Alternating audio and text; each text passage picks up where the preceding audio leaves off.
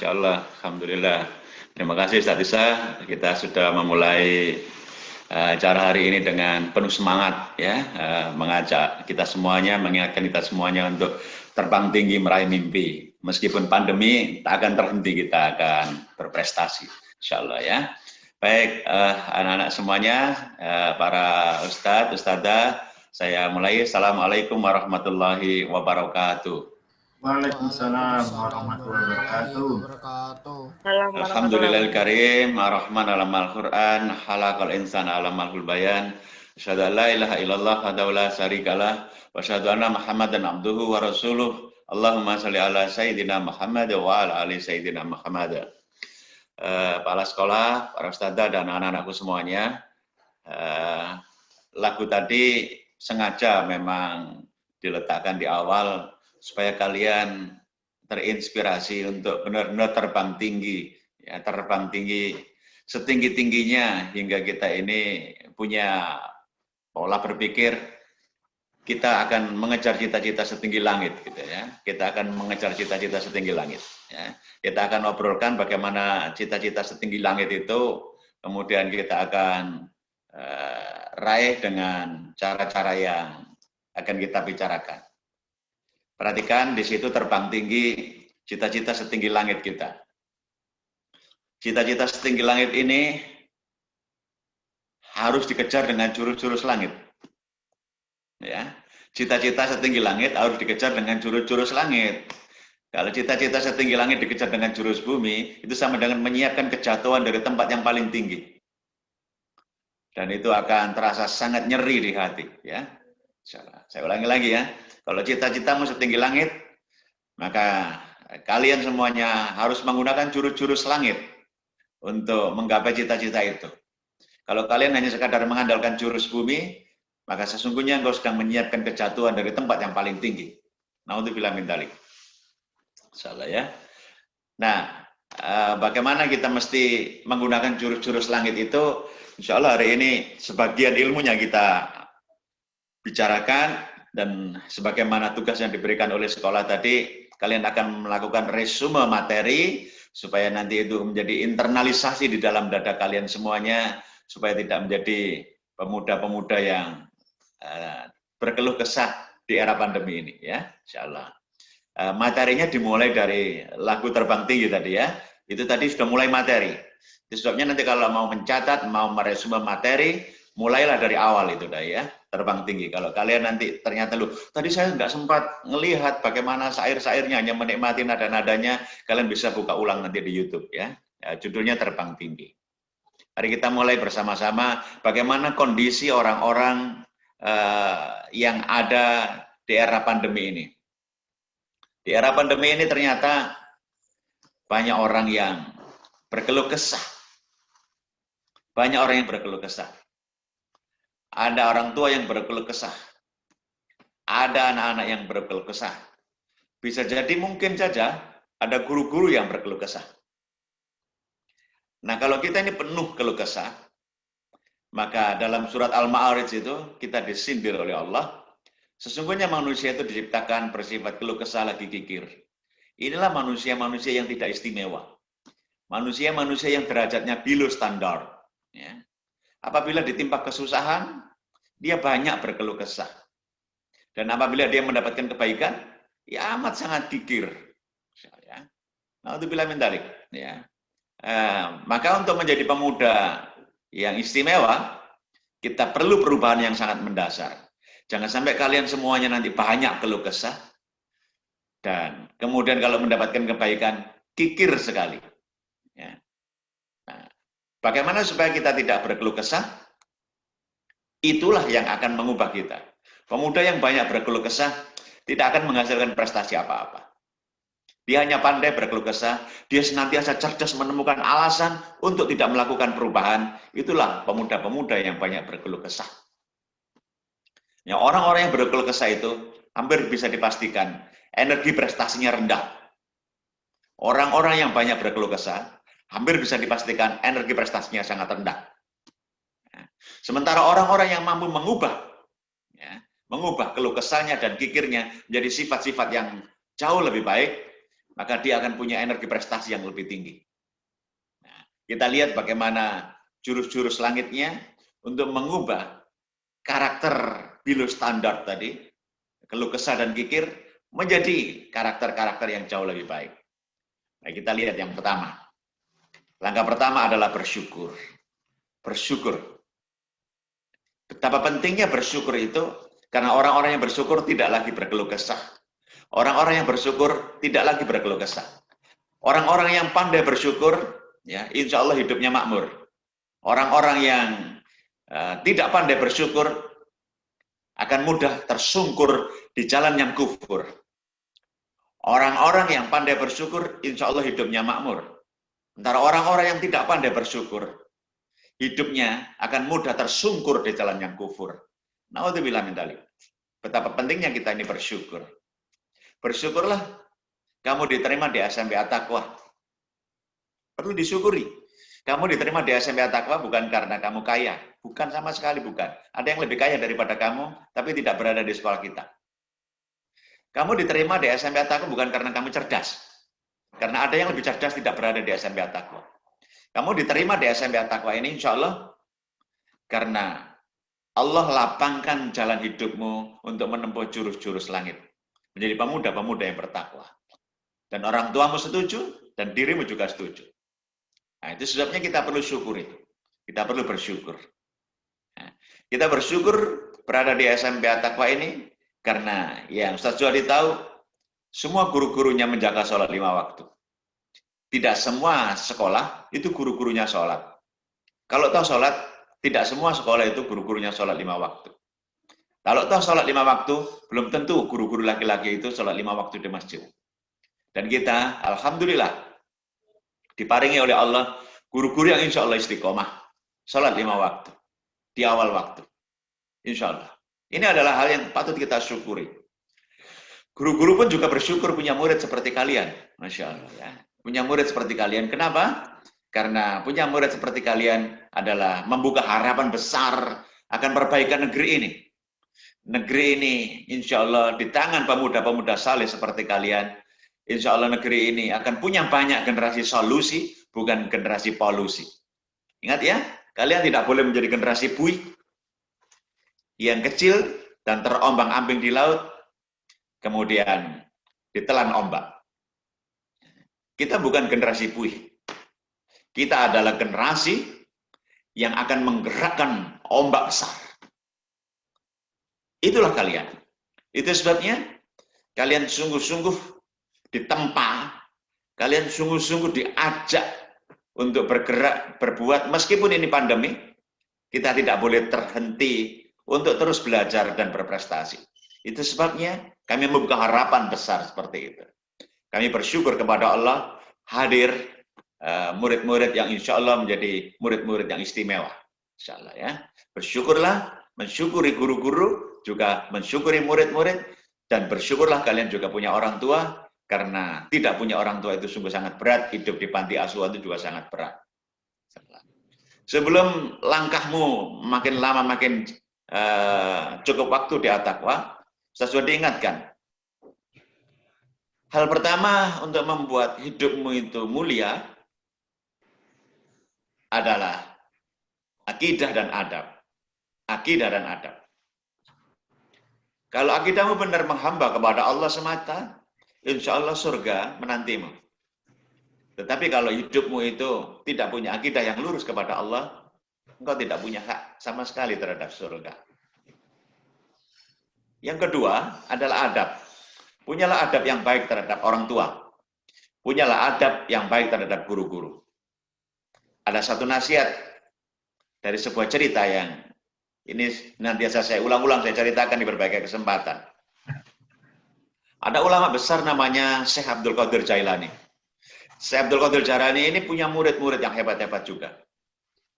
Hingga suatu ketika, pada saat makan, sang guru ini makan lebih awal, dan murid-muridnya mengelilinginya, dan murid-muridnya juga diberi bagian oleh sang guru ini. Ada satu orang tua yang tahu kondisi yang seperti ini, kemudian orang tua itu tidak terima. kok anakku diperlakukan seperti kucing, makannya dijatah-jatah, dan makannya nomor 2 setelah guru. Orang ini kemudian memprovokasi orang tua yang lain. Sehingga orang tua yang lain ada yang terprovokasi, marah besar datang ke rumahnya Syekh Abdul Qadir Jailani itu, dan mengatakan, wahai Syekh, saya tidak ingin anakku ini diperlakukan sebagaimana tidak semestinya. Kami tidak ingin anak-anak kami diperlakukan sebagaimana budak. Kami tidak ingin anak-anak kami diperlakukan sebagaimana kucing yang makannya itu dijatah-jatah seperti itu. Syekhnya kemudian bilang, kalau begitu silakan ambil anak. Diambillah sang anak itu, keluarkan dari rumah belajarnya Syekh. Ketika di rumah, diujilah pemahaman anak ini dengan ilmu-ilmu syariat. Dan ketika diuji, ditanya, ternyata jawabannya cerdas-cerdas. Maka orang tua itu kemudian berpikir ulang, berarti anakku itu diperlakukan istimewa. Kalau diperlakukan sebagaimana budak, diperlakukan sebagaimana kucing yang tidak dihargai, pengetahuannya tidak sehebat ini. Maka orang tua itu kemudian mengembalikan si anak kepada Syekh Abdul Qadir Jailani. Tapi kemudian saya bilang seperti ini, sebenarnya aku mau menerima, sebenarnya aku mau saja menerima. Tapi ketika engkau mencurigai aku, ketika engkau berpikir negatif kepada sang guru, ketika engkau tidak beradab kepada sang guru, sesungguhnya keberkahan ilmu anakmu sudah dicabut oleh Allah. Ya Allah, betapa sedihnya orang tua itu. Itu sebabnya saya ingatkan kepada anak-anak semuanya, punyalah adab kepada orang tua. Punyalah adab kepada orang tua. Sebab kalau kamu tidak beradab kepada orang tua, maka kesuksesanmu akan terhambat. Tidak ada ceritanya anak bisa sukses kalau dia durhaka kepada orang tuanya. Dan tidak ada ceritanya kalau anak-anak itu nanti mendapatkan ilmu yang berkah, kalau dia kemudian kurang ajar sama gurunya. Mungkin saja ketika kamu bermasalah dengan guru, kurang ajar dengan guru, mungkin saja nilai-nilaimu akan mendapat nilai baik. Mungkin saja kau masih tetap bisa mendapatkan nilai 9. Mungkin saja kau masih bisa mendapatkan nilai 10. Mungkin saja kau bisa mendapatkan ijazah. Tetapi ketahuilah, semua nilai, semua ijazah itu tidak ada keberkahan ilmunya. Dan kalau tidak ada keberkahan ilmunya, hidup kita akan menjadi bermasalah. Baik sahabat-sahabat guru, berperilakulah yang mulia, agar anak-anak itu punya alasan untuk senantiasa memuliakan dirimu.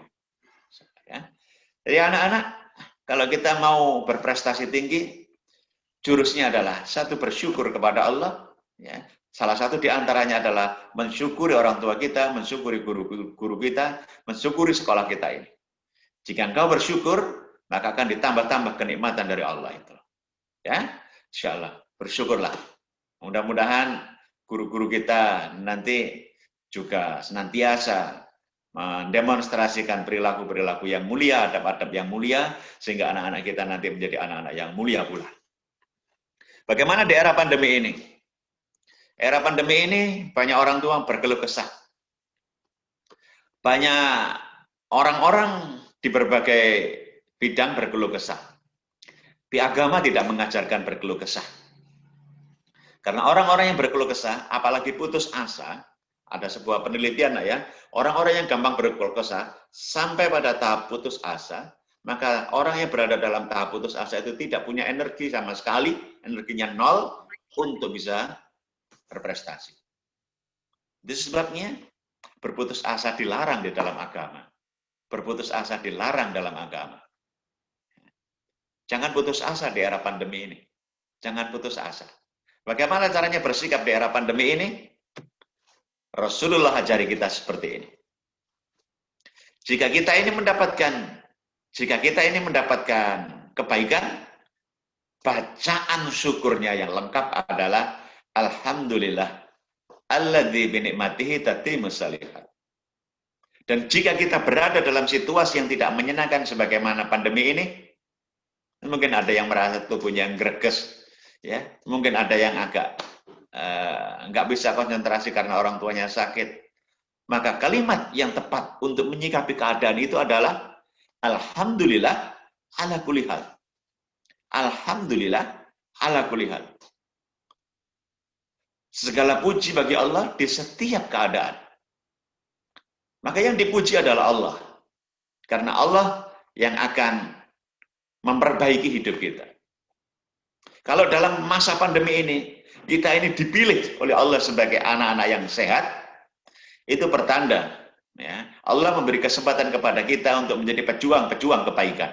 Menjadi pejuang-pejuang dakwah. Untuk memproduksi amal saleh sebanyak-banyaknya. Kalau kita dipilih sebagai orang yang sehat. Tapi kalau kita ini dipilih oleh Allah sebagai yang wafat, maka bersebab amal saleh itu, insya Allah mudah-mudahan kita akan diberi husnul khatimah.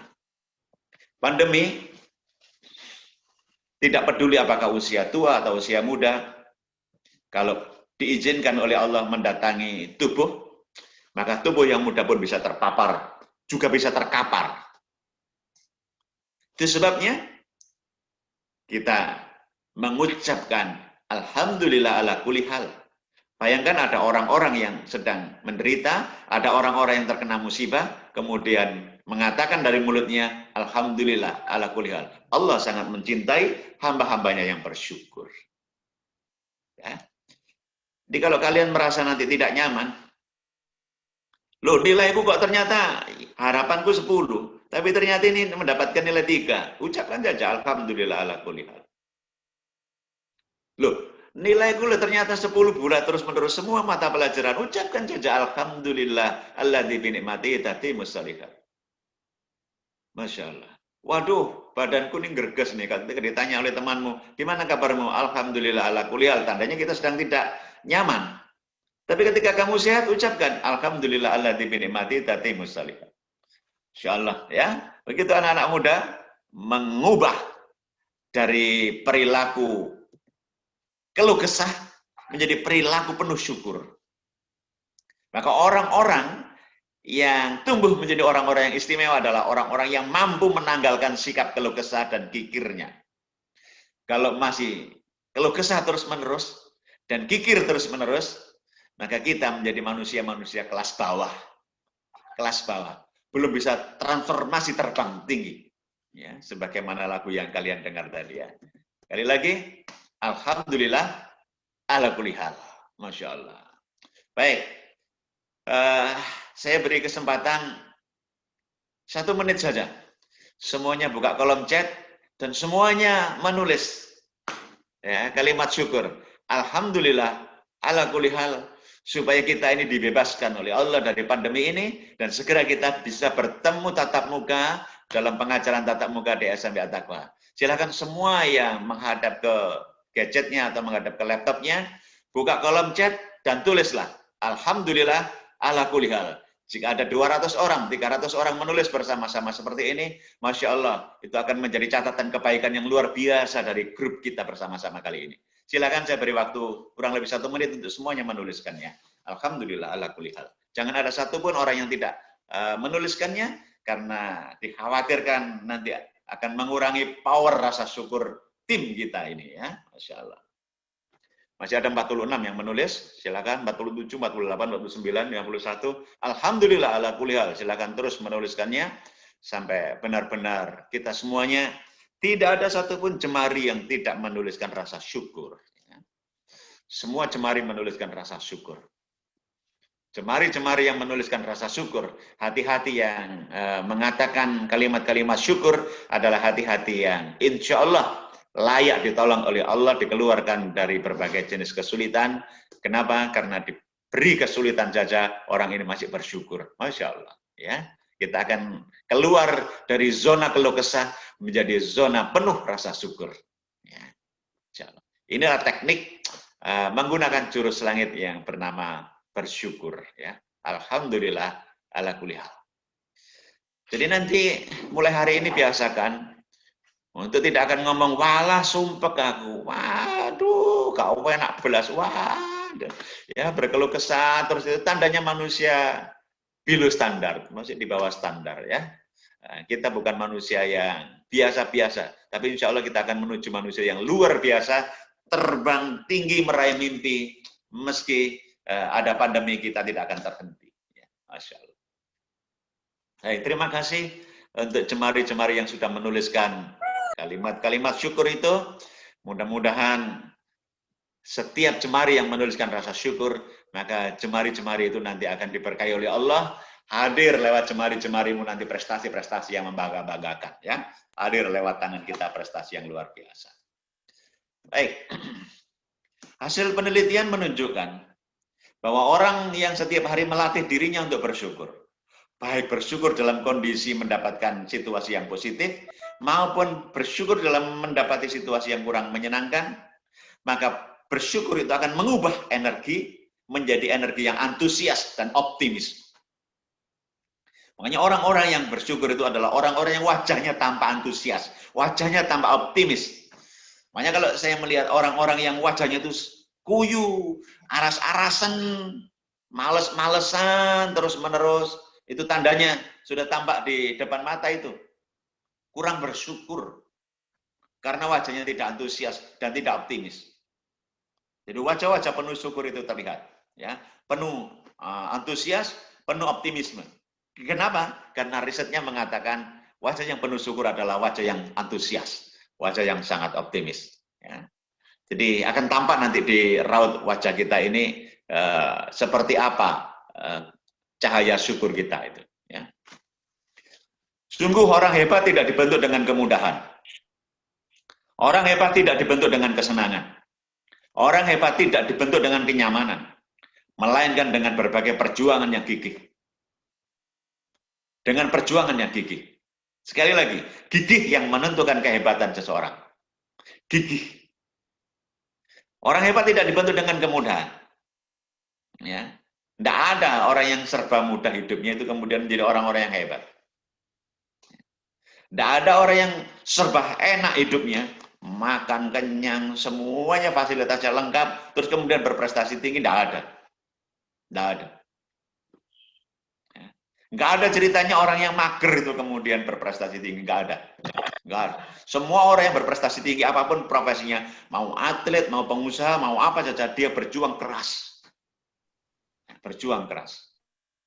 Karena fakta membuktikan, kaki saja nak ya. Halo. Kalau kamu duduk saja kaki, duduk layar-layar di tempat tidur, kurang lebih 2-4 bulan saja, duduk saja, layar-layar saja. Asik-asik makan, tambah duduk, dan seterusnya. Di situ nggak pernah digerakkan untuk berjalan, nggak pernah digerakkan untuk berlari. Maka orang itu nanti akan lumpuh. Ya. Itu sebabnya kita diberi masalah oleh Allah. Salah satu masalah yang hadir sekarang adalah pandemi. Tidak mudah. Tidak mudah orang dalam masa pandemi ini bisa belajar. Nah, itu sebabnya masalah ini yang akan kita pecahkan. Jangan sampai nanti pandemi justru akan menyapu kita habis tidak bersisa, dan menyapu kita tidak berpahala sama sekali. Jika sehat, kita akan memikul amanah dakwah ini untuk menjadi pejuang-pejuang kebaikan. Jika wafat, tersabut pandemi, insya Allah kita akan husnul khotimah. Semuanya mendapatkan kebaikan dari Allah. Syaratnya satu ya, yang gigih. Jangan cengeng.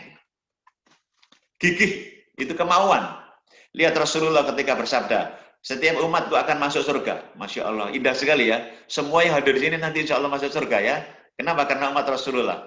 Setiap umatku akan masuk surga. Tapi ada kata yang kurang sedap di belakangnya. Kecuali yang tidak mau. Tidak mau, sekali lagi ya. Bukan tidak mampu. Tidak mau. Karena tidak mampu dan tidak mau itu beda. Semua umatku akan masuk surga, kecuali yang tidak mau. Bukan yang tidak mampu. Tidak mampu haji pun, nggak apa-apa, itu namanya tidak mampu. Tapi dia akan tetap bisa masuk surga, asalkan mau. Nah, itu sebabnya ada kemauan, itulah yang penting. Kemauan. Ya. Kemauan akan memacu, sengaja saya kosongkan di situ, kemampuan. Saya ulangi lagi, kemauan akan memacu kemampuan. Siapa yang berkemauan tinggi, dia akan diberi kemampuan yang tinggi pula. Nah, ini namanya gigih. Punya kemauan yang sangat tinggi, sehingga memantik kemampuan di dalam tubuhnya itu. Ya. Kemauan yang sangat besar. Kemauan akan memacu kemampuan. Ini saya pelan-pelan supaya kamu bisa menulis. Kalau kamu lembek pada dirimu sendiri, rasa-rasen, mager ae. Uripe iku mager rasa-rasen. Males bergerak. Kalau kamu lembek pada dirimu sendiri, dunia akan keras pada dirimu. Kok bisa? Karena kemana-mana nanti akan ditolak oleh dunia. Kalau kamu lembek pada dirimu sendiri. Lembek, fisiknya, mau ikut lomba basket, ditolak. Lembek prestasi akademisnya, mau ikut lomba, ditolak. Kalau boleh ikut, berada di nomor yang paling buncit. Kalau kamu lembek pada dirimu, dunia akan keras pada dirimu. Lihatlah faktanya. Orang-orang yang cacat, tapi kalau dia lembek pada dirinya sendiri, pada umumnya, Ustaz sudah dilihat, berada dalam posisi sebagai pengemis. Tapi orang-orang cacat yang bermental sangat luar biasa, sangat gigih, Ustaz sudah dilihat banyak orang yang sangat berprestasi walaupun cacat. Nah, sekarang mari kita lihat, tanganmu cacat apa tidak? Matamu cacat apa tidak? Telingamu cacat apa tidak? Jika kamu sehat, maka jangan sampai mentalmu menjadi mental yang sakit, sehingga tidak berprestasi apa-apa. Ya. Saya sudah dilihat banyak. Ya, suatu ketika diundang ke YPAC, Yayasan Pendidikan Anak Cacat di Surabaya. Ada yang tangannya pengkor begini, ada yang buta, ada yang berada di kursi roda. Semuanya dia itu semangatnya untuk hidup, semangatnya untuk bisa mandiri itu sangat tinggi. Dan Pak Suwadi waktu itu nangis di depan mereka karena disuruh memotivasi mereka. Karena dialah sebenarnya motivator yang hebat itu. Cacat tapi semangatnya kuat. Cacat tapi semangatnya kuat. Cacat fisiknya, tapi semangatnya sehat. Nah, tidak jarang kita lihat, ada anak muda yang fisiknya sehat, semangatnya cacat. Jiwanya cacat. Naudzubillah. Saya sering menangisi yang seperti ini. Karena saya mengkhawatirkan, jangan-jangan yang sehat, tapi semangatnya cacat itu, suatu ketika akan mendapati cacat beneran. Sementara, orang-orang yang cacat itu, tapi semangatnya sehat, fakta membuktikan, diberi Allah berprestasi sebagaimana orang-orang yang sehat. Andai pandemi ini nanti bisa segera pulih, bisa berangsur membaik, anak-anak yang kakinya sehat, tapi tidak sanggup berangkat ke masjid, sesungguhnya jiwanya sedang cacat itu. Karena banyak orang-orang yang cacat, dia tetap memelihara sholat 5 waktunya di masjid. Ya, maka syukuri tanganmu, syukuri kakimu, syukuri matamu yang sehat itu dengan prestasi-prestasi yang membanggakan.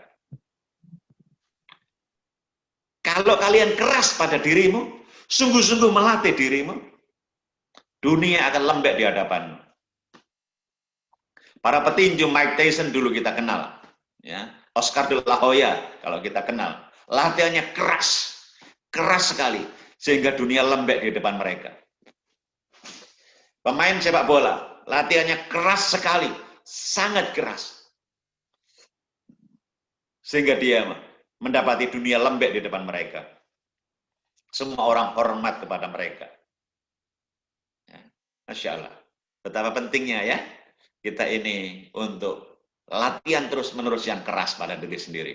Ya, Insya Allah. Mudah-mudahan yang seperti itu menjadi bukti rasa syukur kita karena kita bertubuh sehat. Di tangan orang-orang yang bersabar dan bersandar pada Sang Maha Besar, hambatan besar justru akan menghasilkan gagasan dan karya yang sangat besar. Inilah kalau orang-orang jiwanya itu sehat. Ya, jiwanya sehat. Alhamdulillah. Mari kita belajar dari kisah ini. Di dalam kitab Manaqib Imam Syafi'i, ada satu kisah inspiratif. Ada murid seperti kalian ini, namanya Ar-Rabi bin Sulaiman. Ar-Rabi bin Sulaiman. Murid ya. Murid ini, apa ya bahasa Wiyungnya itu ya, bahasa Surabayanya itu. Kalau diajar berkali-kali itu nggak ngerti-ngerti, nggak paham-paham. Remedi itu saya berkali-kali nggak paham-paham. Dikisahkan di dalam kitab ini, Ar-Rabi ini murid yang lambat belajar, ngertinya lambat.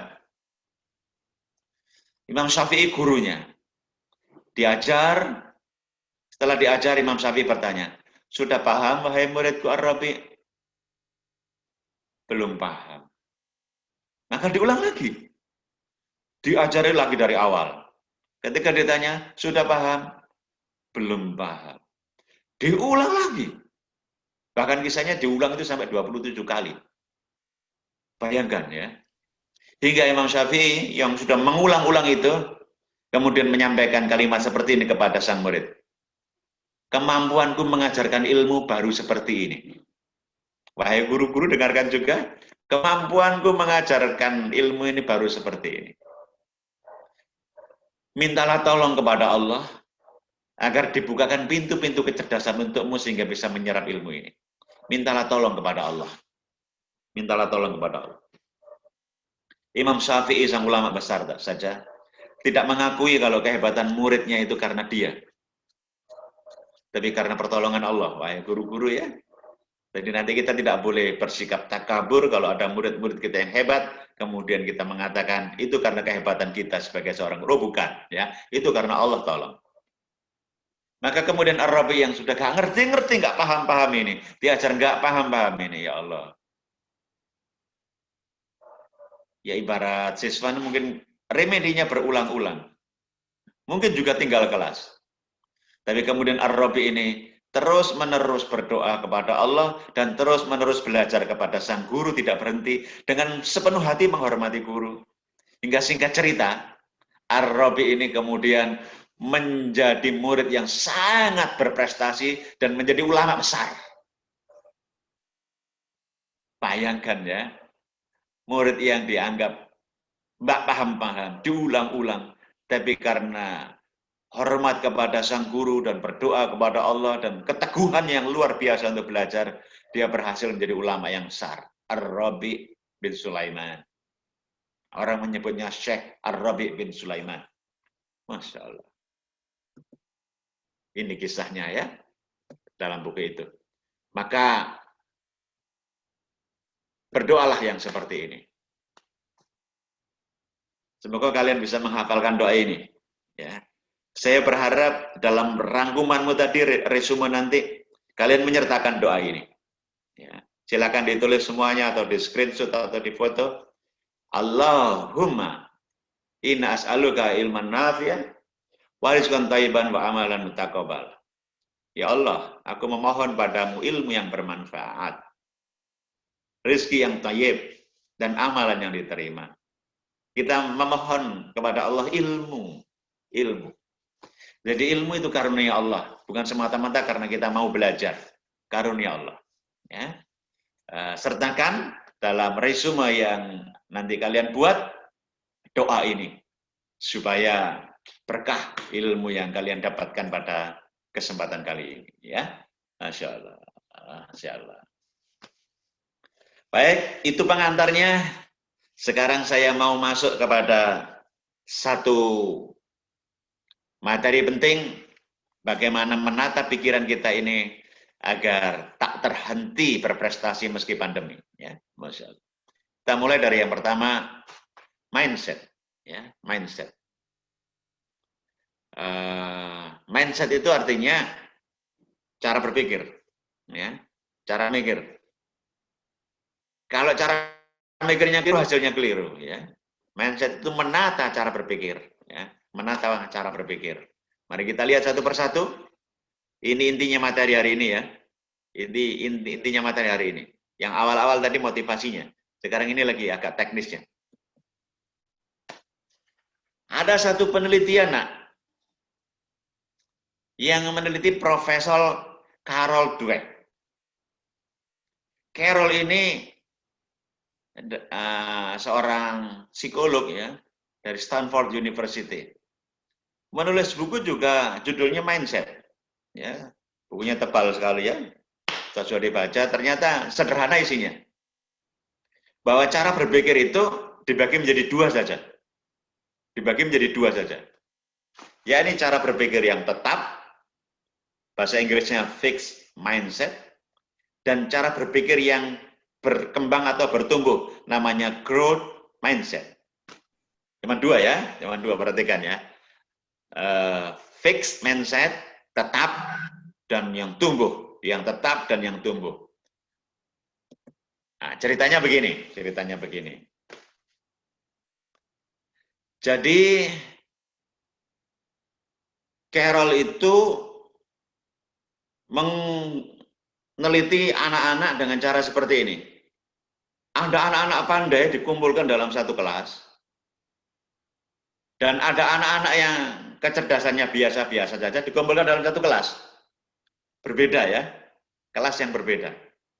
Ini kelas pinter-pinter, yang ini kelas biasa-biasa saja.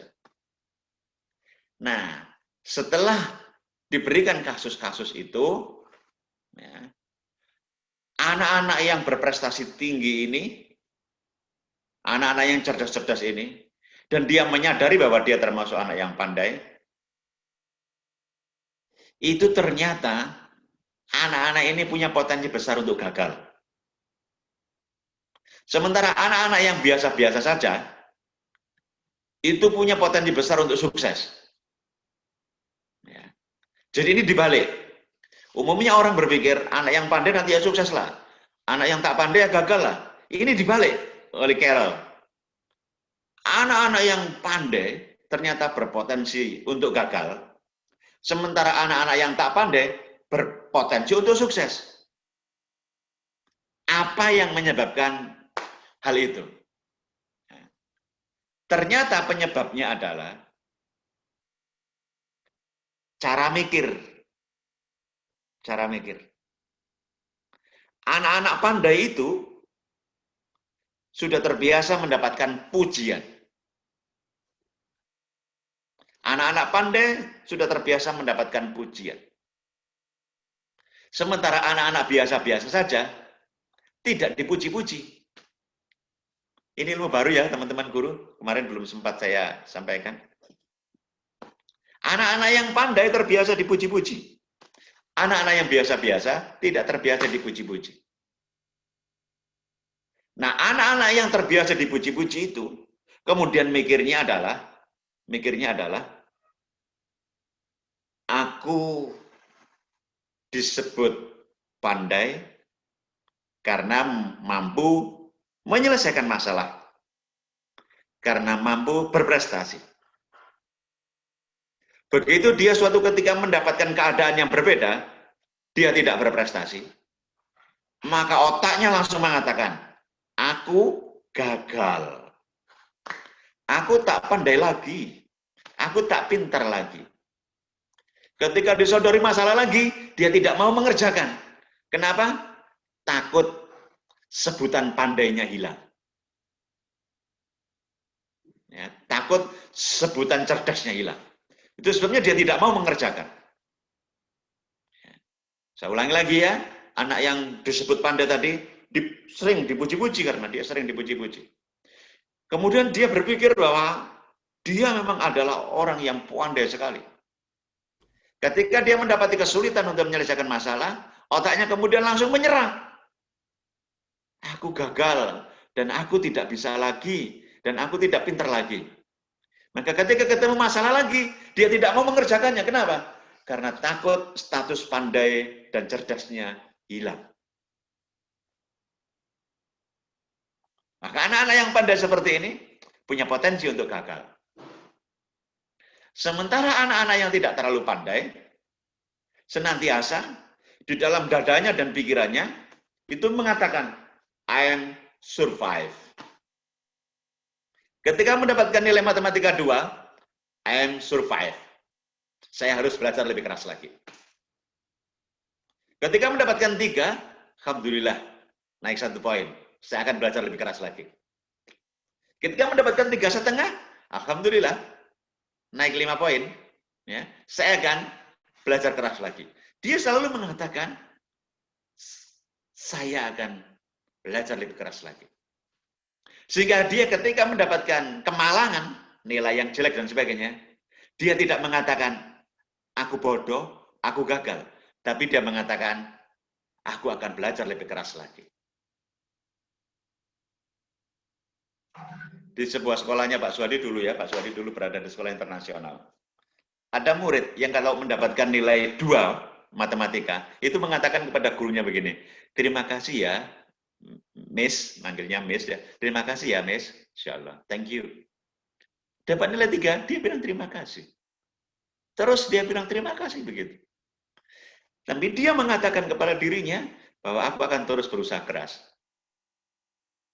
Dia tidak peduli orang lain katakan apa. Remedi sampai pengpil, pengpitelu, pengpat. Dia tidak peduli. Dia tetap mengatakan terima kasih. Saya akan belajar lebih keras lagi. Dan dia berhasil menjadi orang yang jauh lebih sukses daripada yang disebut dengan juara-juara kelas itu.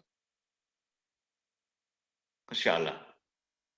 Jadi yang terpenting bukan pada otak bawaan. Bukan pada otak bawaan. Tapi yang terpenting itu adalah bagaimana kita punya karakter usaha keras. Tidak menyerah. Tidak berhenti walaupun pandemi. Itu karakter yang dibutuhkan. Dan karakter itu disebut dengan gigih. Dan kalau di Atakwa disebut dengan tough. Student profile tough, tangguh.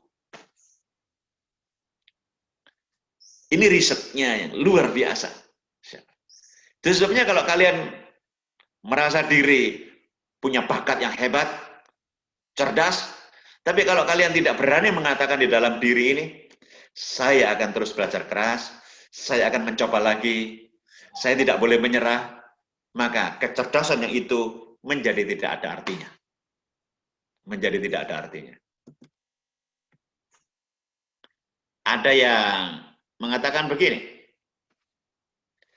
kalau dirinya ini sudah jago, sudah pandai dan terbiasa juara, dia akan merasa puas. Dan kalau sudah puas, dia kemudian merasa cukup.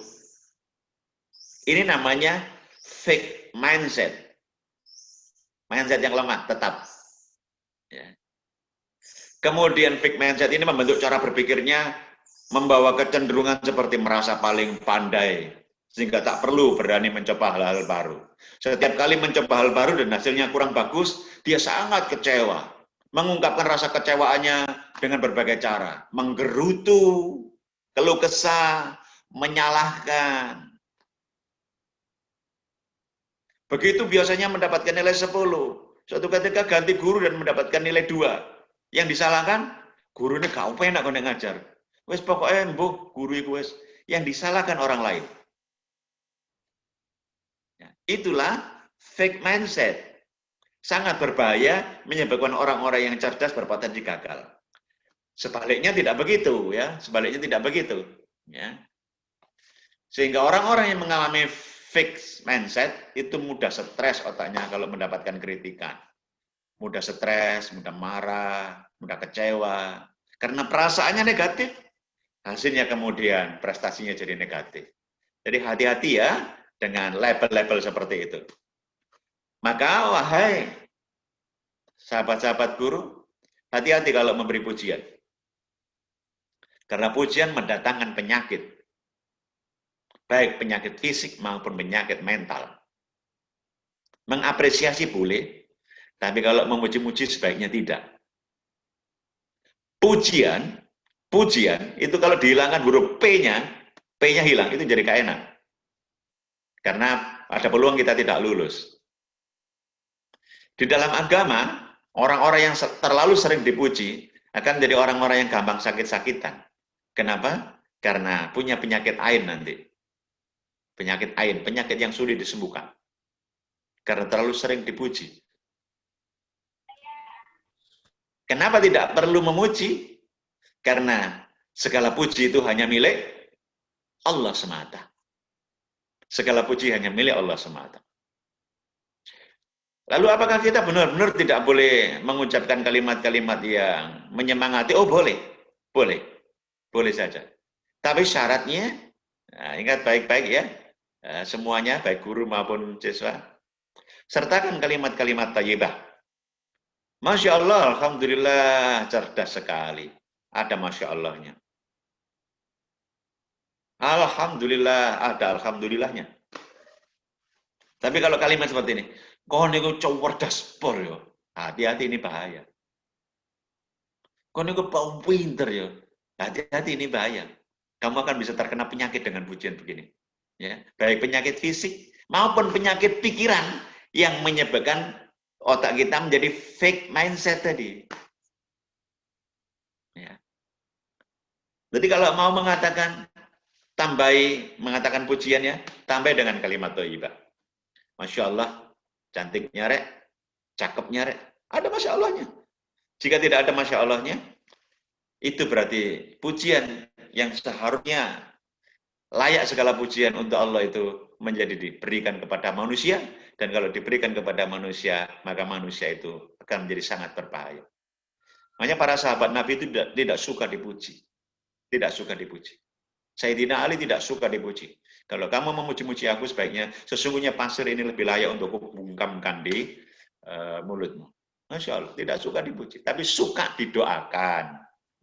Nah, daripada memuji-muji, doakan saja. Insya Allah, doakan ya, mudah-mudahan prestasimu ini menjadi prestasi yang berkah. Mudah-mudahan kamu istiqomah, menjadi anak-anak yang saleh. Mudah-mudahan kamu, nah doa ini bagus. Bagus sekali. Jadi hati-hati ya, menurut riset saja sudah dilarang, ya apalagi agama, ya apalagi agama. Jadi orang-orang yang survive merasa kurang pandai, kita ini boleh saja merasa kurang pandai, tapi karena sikapnya yang gigih, ya sikapnya gigih itu karakternya yang bagus, gigih, punya student profile tough tadi, maka itu akan meningkatkan kemampuan-kemampuannya. Ingat ya tadi ya, kemauan akan memacu kemampuan. Maka orang-orang yang merasa kurang pandai, tetapi kalau di dalam dirinya punya kemauan yang sangat tinggi, akan melahirkan kemampuan-kemampuan baru.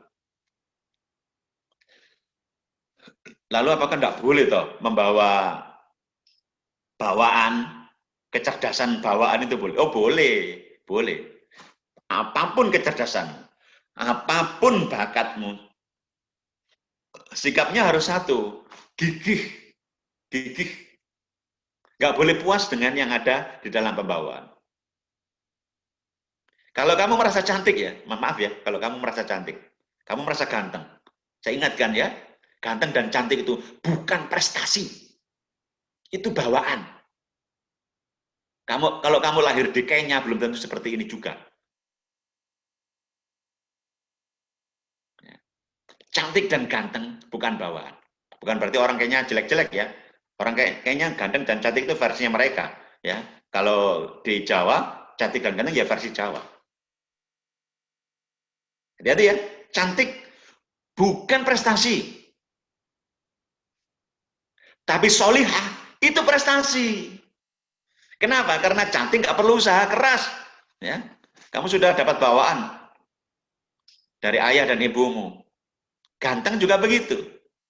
Tapi kalau yang namanya solih dan solihah itu prestasi. Kok bisa? Karena perjuangannya sangat besar. Lawannya itu setan dan kawan-kawan. Nggak tanggung-tanggung ya, lawannya setan dan kawan-kawan. Ya. Sekali lagi, yang dibutuhkan bukan semata-mata bawaan kecerdasan, tapi yang dibutuhkan itu adalah sikap gigih untuk merespon rintangan.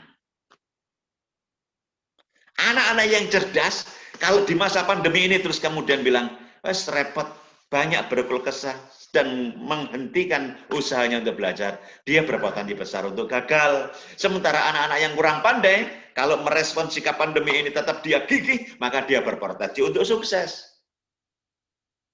Jadi yang menentukan bukan potensi bawaannya, tapi sikapnya, karakternya. Bersyukurlah bertemu at-taqwa, karena at-taqwa juga concern sekali untuk membangun student profile tough, tangguh. Ya. Seperti yang tadi saya katakan, kalau kamu lembek pada dirimu, dunia akan keras pada dirimu. Tapi kalau kalian keras pada dirimu, dunia akan lembek di hadapanmu. Mari kita ringkas sekarang. Kita ringkas ya. Ini adalah ringkasan apa yang saya ceritakan tadi. Ya. Ustaz Isa, saya sampai jam berapa Ustaz Isa ini diberi kesempatan? Jam 9 Ustaz. Atau jam 9.16 menit lah Ustaz. Oke ya, baik. Saya ringkas ya. Jadi fixed mindset itu nggak bagus. Yang bagus itu adalah growth mindset. Nah, yang disebut growth mindset itu adalah sikapnya positif, orientasinya pada solusi. Dan selalu bersifat sementara. Sementara itu apa? Ya sementara ini aku gagal, enggak apa-apa, tapi aku akan bekerja keras lagi. Tetapi kalau yang fixed mindset, itu mikirnya negatif terus saja ya. Negatif terus saja ya. Jadi kalau dia gagal, dia merasa itu guru ini masalah. Ya, dan selalu permanen.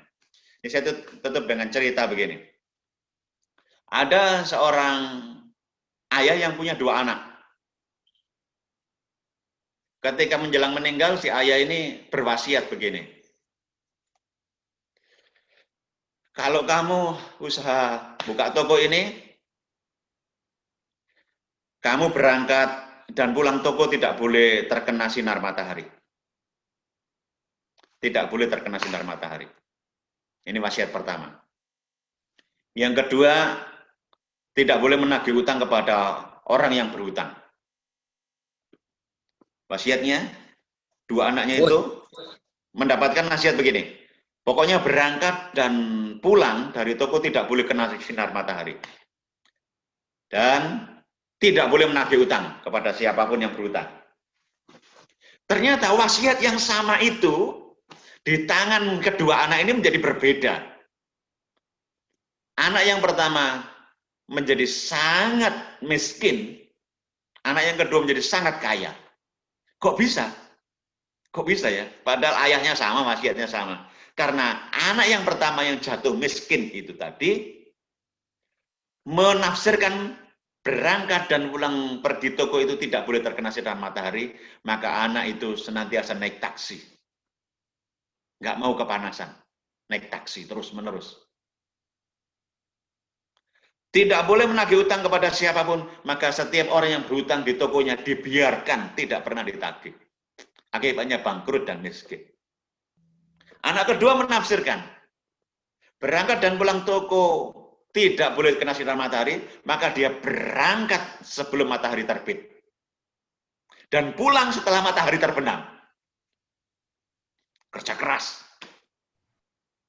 Yang kedua, tidak boleh menagih utang kepada siapapun yang berhutang, maka anak ini menafsirkan, tokonya ditulisi, dilarang berhutang. Akibatnya anak ini kaya sekali.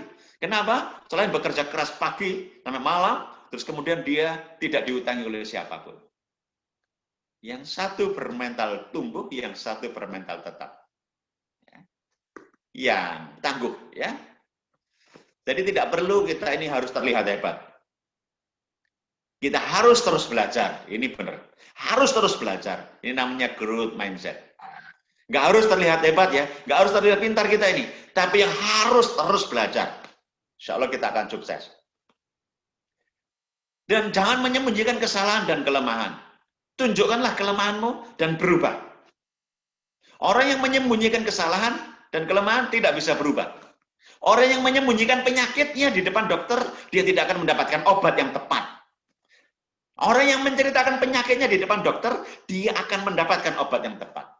Orang yang tidak mau mengaku berdosa, tidak akan mendapatkan pengampunan. Orang yang mau mengaku berdosa kepada Allah dengan tahajud-tahajudnya, sujud-sujudnya itu, maka akan mendapatkan pengampunan dari Allah. Maka kalau kamu punya kelemahan, tidak apa-apa diketahui orang lain, tetapi kita akan punya niat yang sangat kuat untuk berubah. Untuk berubah. Dan terus belajar. Terus belajar, terus berubah. Dan mengandalkan kerja keras.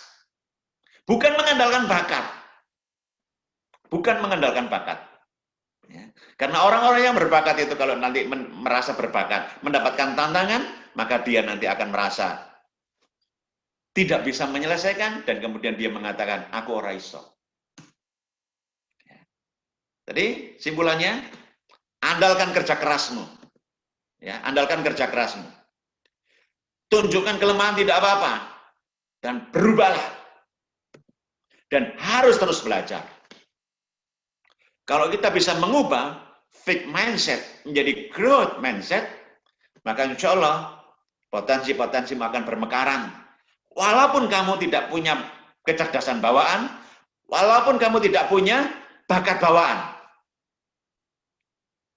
Ya, hati-hati, ini risetnya yang luar biasa. Dan saya tutup, riset itu tadi akan menjadi kalah dengan konsepnya agama. Lihat kalimatnya, konsepnya, sungguh menakjubkan. Sungguh menakjubkan. Siapa yang takjub? Rasulullah. Kepada siapa takjub? Kepada seorang mukmin. Kenapa kok takjub? Karena mukmin itu kalau mendapatkan kebaikan dia bersyukur. Kalau bersyukur akan ditambah nikmatnya oleh Allah. Kalau dia mendapatkan kesusahan, dia bersabar. Dan bersabar itu diberikan pahala tanpa batas oleh Allah. Menakjubkan. Very amazing menjadi mukmin itu. Very amazing hidupnya mukmin itu. Kalau mendapatkan kebaikan dia bersyukur. Kalau mendapatkan kesusahan dia bersabar. Dan bersabar itu menyebabkan Allah memberinya pahala tanpa batas. Alhamdulillah ala kulli hal. Masya Allah. Alhamdulillah ala kulli hal. Itu tanda orang yang bersabar. Alhamdulillah alladzi bi ni'matihi tatimmu shalihat. Itu tandanya orang itu sedang bersyukur. Gunakan dua jenis alhamdulillah itu untuk memberi sinyal kepada siapa saja bahwa kamu sedang bersyukur atau sedang bersabar. Karena bersyukur dan bersabar sama-sama mengucapkan alhamdulillah. Masya Allah. Begitu ya yang bisa saya disampaikan. Meski pandemi, kita tidak akan terhenti untuk berprestasi. Insya Allah ya. Saya kembalikan kepada pembawa acara atau yang menjadi host. Mudah-mudahan kalian semuanya nanti bisa mengubah cara berpikir ini dari cara berpikir fixed mindset menjadi growth mindset, mindset yang berkembang, mindset yang gigih, kerja keras, bukan hanya mengandalkan bakat-bakat bawaan atau kecerdasan bawaan. Ya, tetap semangat. Allahu Akbar. Monggo saya kembalikan kepada atau pembawa acara. Terima kasih kepada Ustadz Sohadi Fajrai atas orientasi dan motivasinya. Semoga apa yang telah disampaikan Ustadz Sohadi Fajrai bermanfaat untuk kita semua dan menjadikan motivasi untuk kita semua. Amin, amin, ya Rabbal Alamin. Acara selanjutnya adalah istirahat selama 20 menit untuk para ustadz dan ustadzah serta teman-teman dipersilakan melakukan kegiatan masing-masing. Dimohon untuk kembali bergabung di Zoom pada pukul 9.30. Terima kasih. Saya nanti minta resume terbaiknya boleh dikirim ke saya ya. Oh, siap. Siap Ustaz Hadi. Terima kasih Ustaz atas waktunya. Terima kasih Ustaz atas waktunya, atas ilmunya Ustaz. Terima kasih. Alhamdulillah. Oke. Insyaallah. Monggo dilanjutkan acaranya. Saya pamit nggih. Nggih Ustaz, matur nuwun. Nggih, insyaallah. Assalamualaikum. Waalaikumsalam. Terima kasih Ustaz Hadi. Terbang tinggi ya, terbang tinggi.